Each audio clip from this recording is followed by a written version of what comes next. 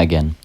There's this magic tournament coming up in Denmark soon that I'm going to, and I've decided to bring my mono black deck, but the matches against the deck and some other previous matches I've had has opened my eyes to some pretty glaring vulnerabilities my current deck seems to have, namely when opponent uses enchantments against me like Abyss and Moat, I have no easy way to circumvent them and they can shut me down immediately. I like the current deck's aggression and ability to do a lot of damage quickly using burn spells and big aggressive creatures and the combination with draw 7s and Undual Dreams.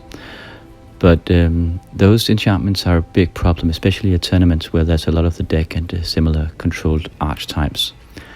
So what's a dark wizard of twisted infernal minions supposed to do here? I pondered this a bit and I've decided to dabble a bit in white magic in this case in order to bring in one of the perhaps the best white spell in the format, namely Disenchant. And as a side note, this provides access to Swords to Plowshares.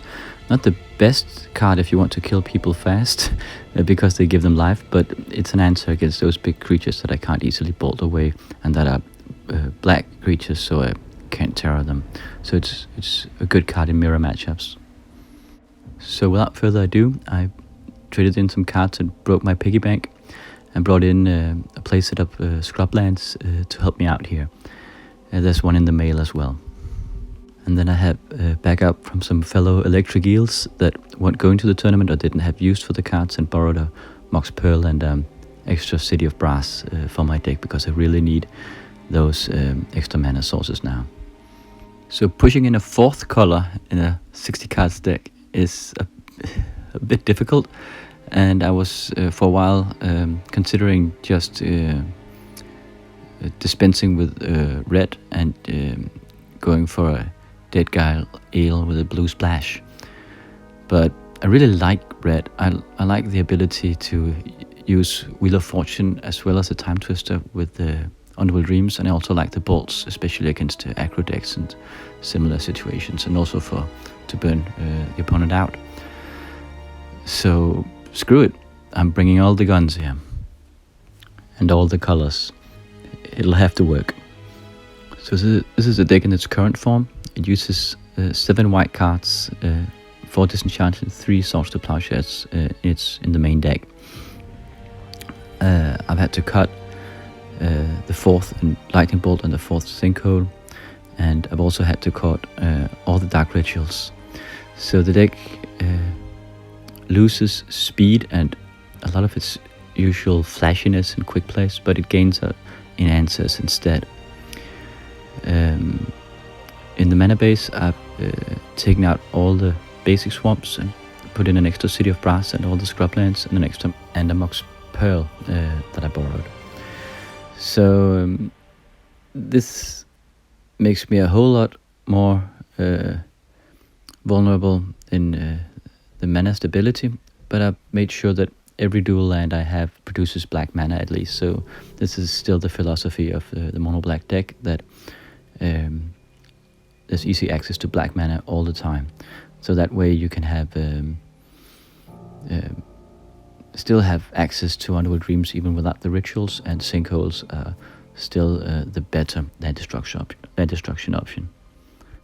Without the rituals, I decided to cut the 4th Mistress Factory in order to have less colorless mana and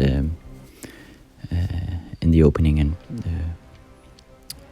have more access to colored mana. This is what's really key here. So there's a second problem, and that's Blood Moons now. Without rituals and without basic swamps, that'll screw me over.